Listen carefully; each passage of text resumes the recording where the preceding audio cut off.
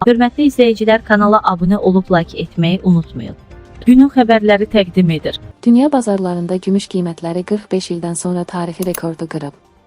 Qızıl sabit bir unsiya üçün 4030-4040 dollara satılıb, gümüş isə 1,6% artaraq 49,67 dollar unsiya olub. Maraqlıdır, bu qlobal iqtisadiyyatda hansı dəyişikliklərin siqnalı ola bilər? İqtisadçı Kənan Quluzadə açıqlamasında bildirib ki, bu hadisə sadəcə metal bazarında qiymət sıçrayışı deyil, həm də qlobal iqtisadiyyatın dərin transformasiyalarının göstəricisidir. Azərbaycanda bankların fəaliyyətinə bu hallarda son qoyula bilər. Siyahı konkret. Gümüş qiymətlərindəki rekord artım ilk növbədə aparıcı mərkəzi bankların siyasətinə bağlıdır. ABŞ federal ehtiyat sisteminin sərt faiz artımı dövrünü arxada qoyaraq yumşalmaya yönələcəyi barədə gözləntilər dollarda zəifləməyə səbəb olur. Dollar ucuzlaşdıqca gümüş kimi dollarla qiymətlənən əmtəələr daha sürətlə bahalaşır. Bu tendensiya qlobal kapital bazarlarının artıq yeni monetar dövrə qədəm qoyduğunu göstərir.